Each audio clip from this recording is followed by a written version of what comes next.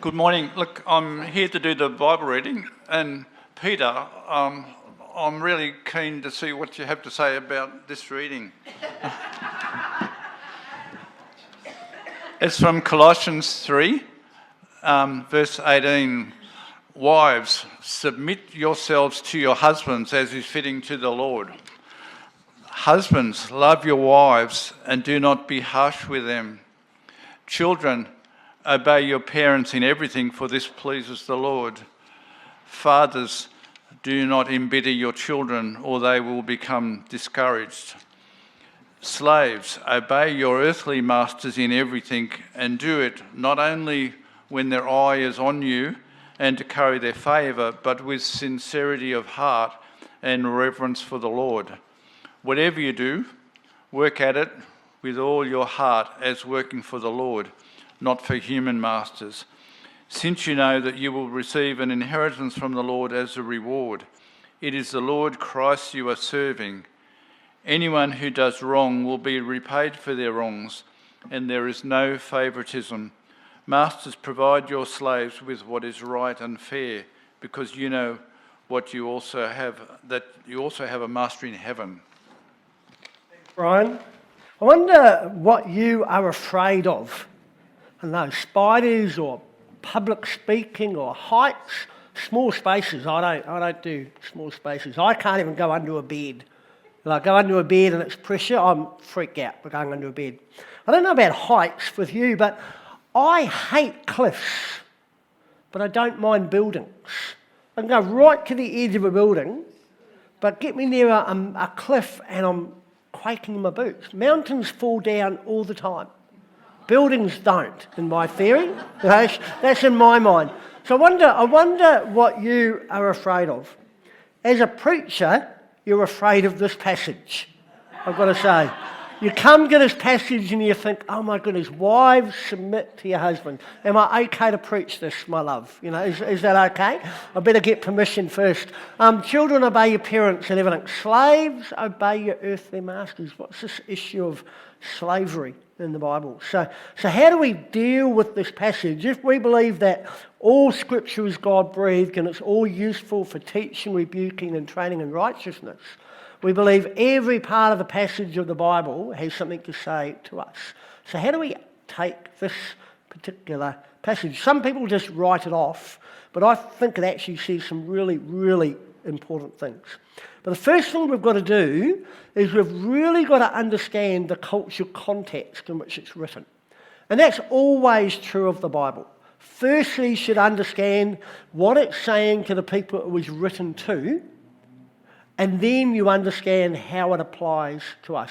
And in a passage like this, where women rightly say, I don't want to be dominated by men, that's a right thing to say, and they look at a passage like this and they say, how could that be the teaching of Jesus? How do I reconcile that? We have to firstly ask the question, what is it really saying to the original people? And the first thing to understand is it is in a Roman Greek context. And in that particular context, a man had almost absolute authority. And we are going to look at what is called the household code, but we're going to get to that in a minute. So we're looking at Colossae. It's right in the middle of Asia Minor. It's a Roman Greek city, so the context of the church is that they are in the culture of Rome and Greece. It's very allied to pagan gods, and there was very much this culture of the man as the authority figure in the home. And they have what is called, I can't say this very well, but household code. A way in which you are meant to behave. It sets down the expectations of what people are to do in their household. And when you think of a household, you're not just thinking of Linda and Peter and their kids. We're thinking about a much bigger thing. If you had a household, it was probably 30 or 40 or 50 people in the household. It was mum and dad and the children and the kids and the cousins and the slaves. It was a big lot. So when you're talking about a household, you're talking about this big network of people. And what are the expectations that were right in that day? Now, if you're looking at it from a Greek-Roman perspective, I don't expect you to read all this because it's got a lot of words in it, but I'm just going to summarise it. When they wrote a household code, and Aristotle did that, so Aristotle was one of the great philosophers. Socrates, Plato, Aristotle, the three big boys, okay, in philosophy. I've read quite a bit of these guys.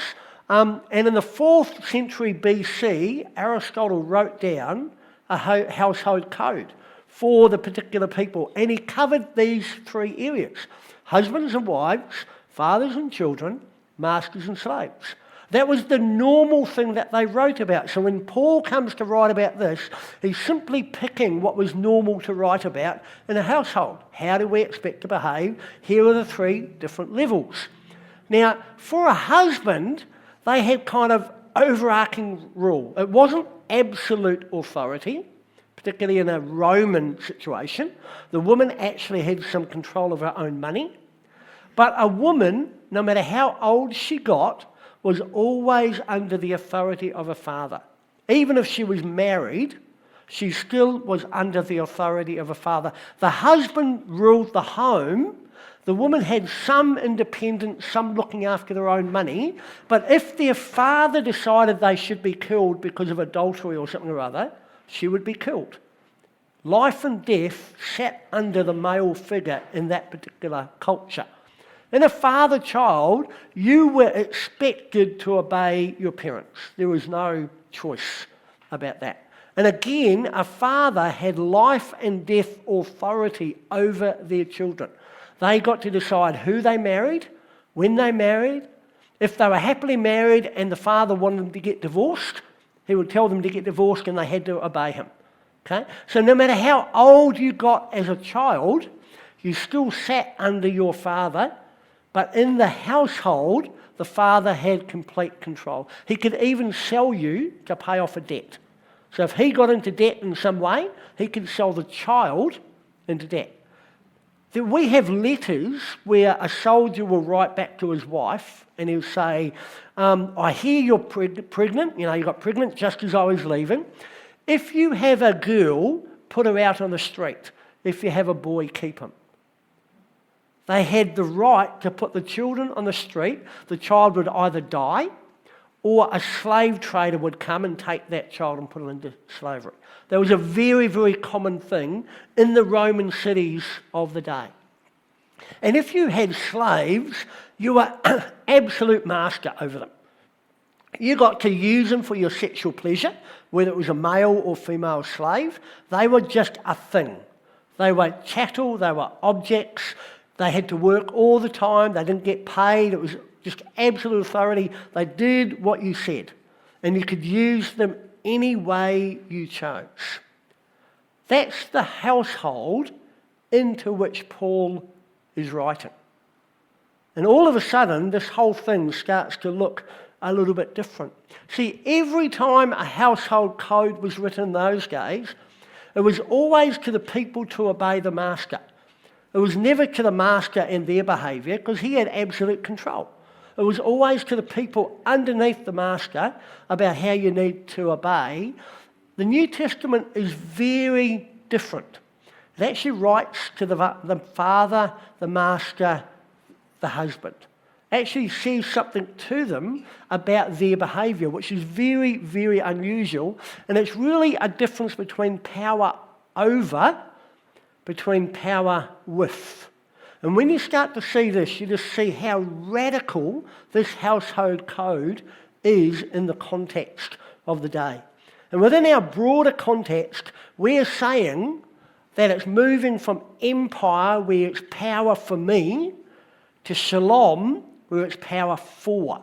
It's power to bless people. And Paul, when he wrote this, the Colossae people getting it would have been like that ray of sunshine coming in. Oh my goodness, this is so radically different than the culture in which I live. Have a look at it again, okay? Notice what he's saying to the husband. Husband, love your wives and do not be harsh to them. A Roman, a Greek would never have said that. That is a radically new way of thinking about things. Fathers, don't embitter your children. Masters, provide for your slaves what is right and fair. Absolutely radically new way of doing it. Now you might go, okay, why doesn't he just say slaves are wrong? Why don't he just come out and say, that's completely wrong, we're going to turn over the world? Let me give you an image. It's like Paul existed in this large culture. And Paul didn't have the power or the authority to actually say to the whole culture needs to change. He couldn't do that. He was some little man speaking to a little group in amongst a large culture. But he says within that broader culture, we're in the church and we're different. In our part of the church, we are going to bring light into the broader culture. Paul is not talking to the broader culture. He's saying in this culture, there will be masters and slaves. About a third or a quarter of the Roman world were slaves. It was the whole Roman world ran on slaves. It would be like somebody coming today and saying, you know what, cars are wrong.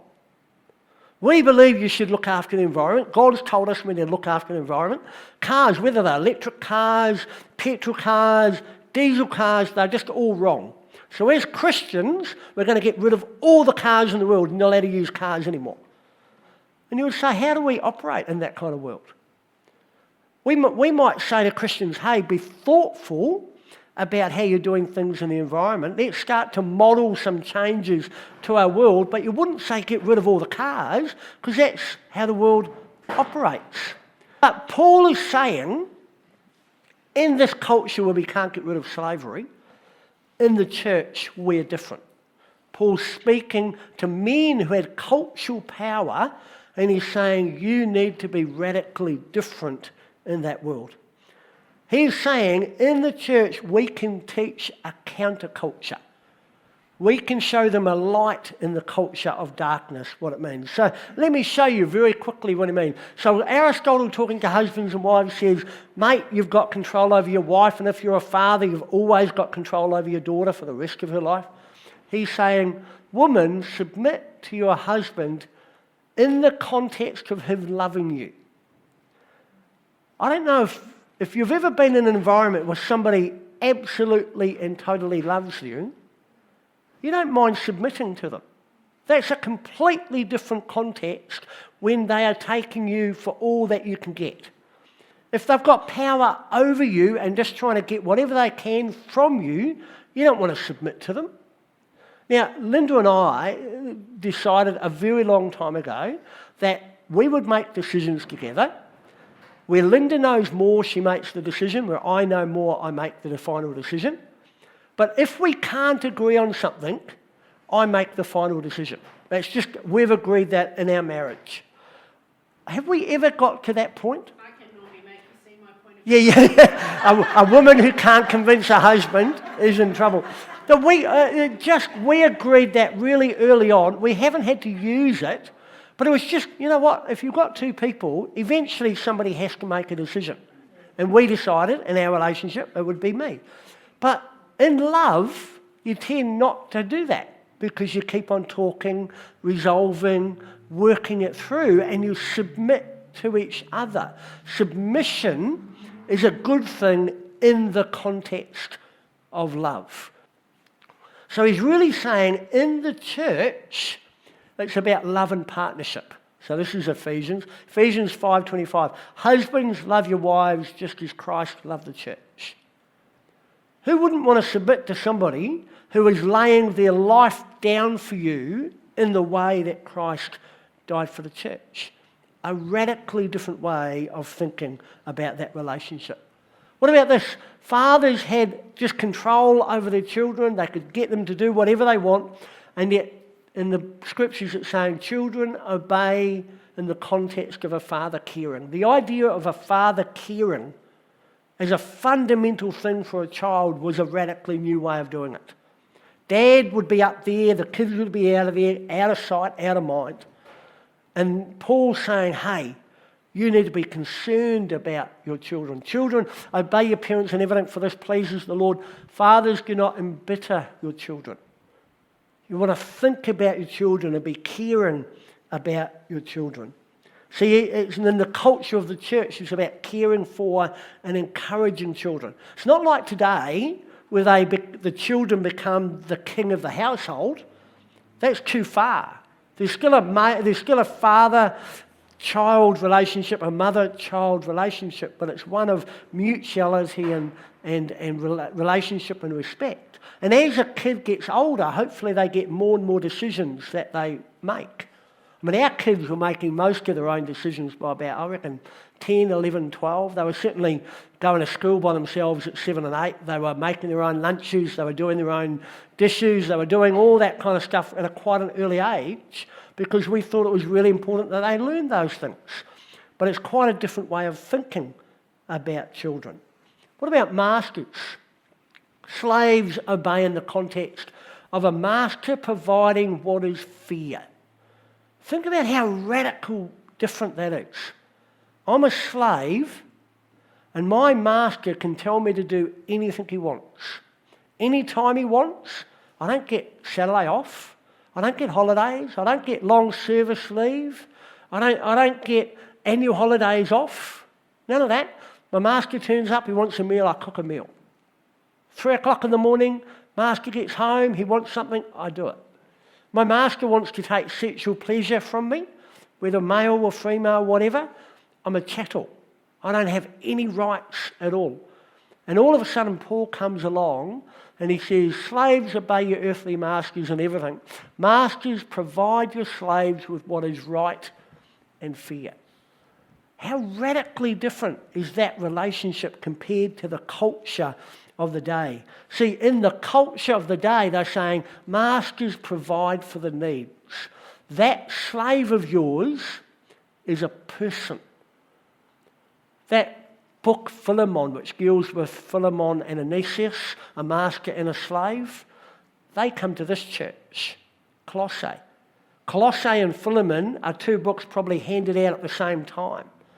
And he's saying, you're a master, your slave ran away, you have a right to kill your slave. And Paul's being helped by the slave over in Rome, and Paul sends the slave back to his master. And he sends him back to his Christian master, and he says to him, treat Onesimus as a brother in the Lord. Are radically different. Maybe they're still masters and slaves, but in the church, you do communion together. Think about that. You come in, where normally the master would serve, all of a sudden, the master would be served, all of a sudden the master and the slave are sitting together, eating communion together. Out there in the culture, we can't change masters and slaves, but here in the church, master, you meet the need of the slave. You look after them. You give them what is right and proper.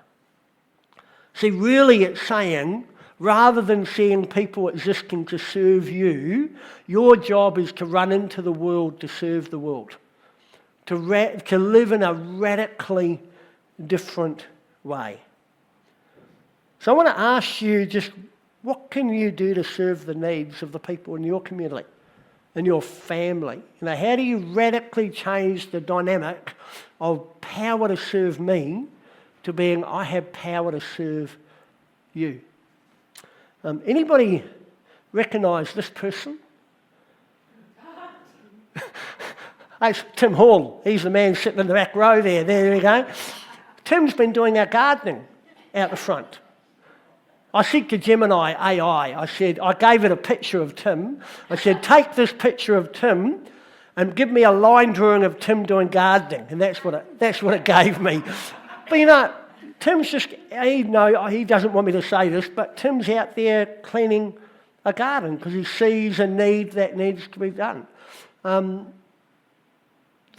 Paul is saying is, look at the world, the family, the church you're in, and ask yourself the question, how do I bless the world I'm in? So I want to finish with just praying this prayer for us together. And the musos can come up as I'm praying this. Okay, let me read this to you. I asked God for strength that I might achieve my own goals. I was made weak that I might learn to support the vulnerable. I asked for health that I might do great things for myself. I was given infirmity that I might deeply empathise with those who suffer. I asked for riches that I might be comfortable and happy. I was given poverty of spirit that I might see the true value in sharing what little I have. I asked for power and influence that I might be praised by men. I was given a humble station that I might lift others up instead of myself. I asked for all things that I might enjoy life. I was given a servant's heart that I might bring joy to the lives of all. Almost despite myself, my unspoken desires to love my neighbour were answered. I am, in my service to others, most richly blessed. Amen. Let's sing our last song together.